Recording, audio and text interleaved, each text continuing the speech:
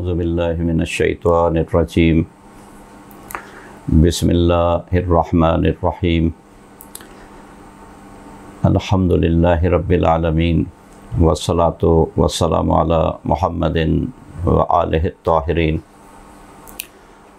अम्मा बादु फ़क़द क़ाल अल्लाहु सुब्हानहु व तआला फ़िल क़ुरआनिल हकीम बिस्मिल्लाहिर्रहमानिर्रहीम इन्न हाज़ा लहुवल क़ससुल हक़्क़। अज़ीज़ान गिरामी, ये अल्लाह तबारक तआला की कायनात, खुदावंद मुताल ने इस कायनात में इब्तिदा इंसान के वजूद से की कि ज़ी हयात खुदा जाने पहले कितने थे, लेकिन खुदा की नुमाइंदगी हज़रत आदम अलैहिस्सलाम से इस दुनिया में शुरू हुई। ये हमारा सिलसिला तारीख़ के मुतालिक है कि इंसान तारीख़ के वाक़यात से क्या सीखता है।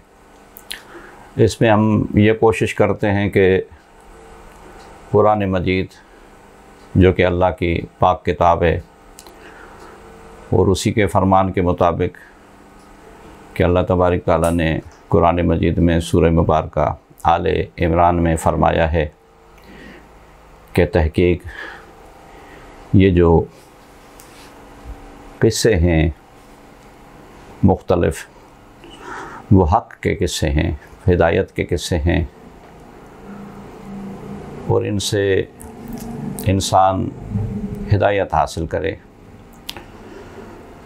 वैसे भी जब पुरानी बात को याद किया जाता है तो पुरानी याद इसलिए नहीं होती कि इंसान सिर्फ़ याद ही रखे, बल्कि पुरानी याद इसलिए होती है कि इंसान उस याद में से, माज़ी में से सबक हासिल करे।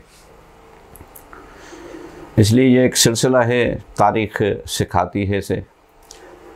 वाक़यान अगर इंसान तारीख़ से सबक सीख ले तो न सिर्फ़ उसको अपना तजुर्बा काम आएगा, बल्कि अंबिया के हालात, उन अंबिया के दोस्तदारान के हालात, बादशाहों के हालात, उनके वज़ीरों के हालात, मुख्तलिफ़ औलिया इलाही के हालात, फ़कीरों के हालात, ये सारी चीज़ें देख के इंसान उनके तजुर्बे से अपनी ज़िंदगी को रोशन कर सकता है। और ये कितना बड़ा ख़जाना है कि पुराने ज़माने के लोगों के तजुर्बात से अपनी ज़िंदगी को और रोशन करे और उनसे सबक हासिल करे। इसलिए कुरान मजीद में खुदावंद मुताल ने जो भी तज़किरा किसी नबी का किया है या किसी फ़र्द का किया है, आसमानों ज़मीनों का ज़िक्र किया है, उसमें भी बहुत सारे इसरार और रमूज़ हैं। तो हमने ये सहारा लिया कि जो कुरान मजीद में तारीख़ के हवाले से बात है, क्योंकि तारीख़ एक अलग मौजू है और कुरान मजीद एक अलग मौजू है। हम जो भी तारीख़ के वाक़यात बयान करेंगे उनका ताल्लुक़ कुरान मजीद से होगा, न कि वो कुरान मजीद होंगे। इसलिए तारीख़ के जितने भी वाक़यात हैं वो मुख्तलिफ़ कुतुब से जमा करके आपकी खिदमत में पेश करते हैं। आज हम हज़रत आदम का किस्सा बयान करते हैं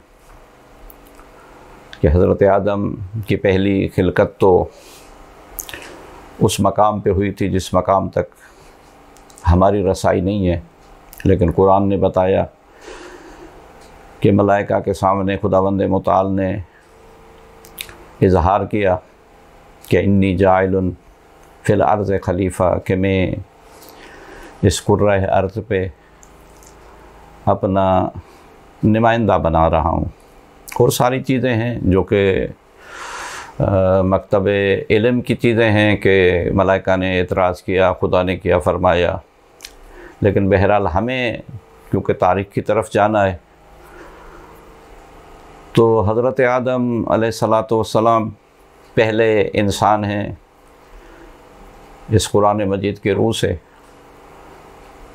18 बार अल्लाह तबारक ताला ने कुरान मजीद में हज़रत आदम का तज़किरा किया है, और साथ साथ 8 बार या बनी आदम कह के भी हमें भी आदम की औलाद गिरदाना है। लिहाजा हज़रत आदम अलैहिस्सलाम जब इस दुनिया पे आए तो तना थे, तनो तना शख्सियत हज़रत हवा और हज़रत आदम ने मिल के ये दुनिया बसाई। इतनी बड़ी दुनिया थी, इस दुनिया में किसी भी किस्म का कोई खौफ न था, कोई रंज न था, कोई गम न था। लेकिन तारीख़ का जो सबक सिखाता है हमें, और बड़ा अलमिया है कि हज़रत आदम के सिर्फ़ 2 ही बेटे थे, और उन 2 बेटों ने भी मोहब्बत का रास्ता अख्तियार नहीं किया, जंग का रास्ता अख्तियार किया। इंशाअल्लाह हमारी अगली गुफ्तगू उनके 2 बेटों पे होगी। लेकिन इस वक्त जो हम हज़रत आदम के कज़िये से, हज़रत आदम के उस तारीख़ी वाक़ये से जो कि ऊपर पेश आया और फिर नीचे पेश आया, एक नुक्ते की तरफ इशारा करते हैं कि हमने क्या सीखा। तो कौल मासूम है कि हलाकन नास सलासतुन, 3 चीज़ें इंसान को हलाक करती हैं। वैसे हम समझते हैं कि शायद बीमारी हलाक करती है, शायद ये जितनी हादसात और चीज़ें हैं ये हलाक करती हैं, लेकिन मासूम फरमाते हैं कि नहीं, हलाकन नास सलासतुन, 3 चीज़ें हैं जो इंसानियत को तबाह कर देती हैं। अल किब्र, एक तकब्बुर, वल हिर्स, लालच, वल हसद, और हसद। फिर उसी के ज़िम्न में इसी हज़रत आदम अलैहिस्सलाम के कज़िये को सबसे पहले किब्र की बात की कि तकब्बुर इंसान को मार देता है। और मासूम फरमाते हैं कि वो ज़माना था जिस ज़माने में अल्लाह तबारक ताला ने हज़रत आदम को खल्क़ किया और तमाम मलाइका को हुक्म दिया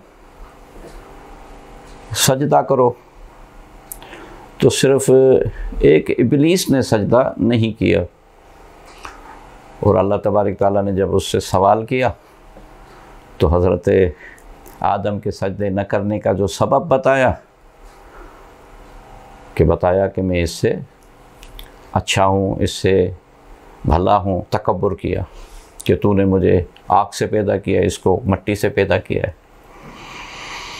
हैरतनाक बात है कि ये इस्तदलाल कहाँ से लाया। अब हमें क्या सीखना है? हमें ये सीखना है कि इतने बड़े मकाम पे होते हुए भी अगर कोई इंसान तकब्बुर से काम लेगा तो रांदा दरबार हो जाएगा, उस दरबार से उसकी निकाली हो जाएगी, बाहर चला जाएगा। कुर्ब खुदाबंदी जो तमाम मलाइका को हासिल था, इस एक तकब्बुर की वजह से वो कुर्ब खुदाबंदी चला गया। इसी तरह हज़रत आदम जो कि अव्वल इंसान है, हमारे जद हैं, तमाम इंसानियत के इंसानों के जद हैं। और जिस वक्त ऐसी जन्नत जैसी नेमतों में मौजूद थे, हर किस्म की आज़ादी थी, हर किस्म का खाना पीना, अल्लाह तबारक ताला ने हुक्म दिया जाओ तुम और तुम्हारी ज़ौजा इस जन्नत में जहाँ से जी चाहो खाओ, लेकिन इस दरख्त के करीब न जाना।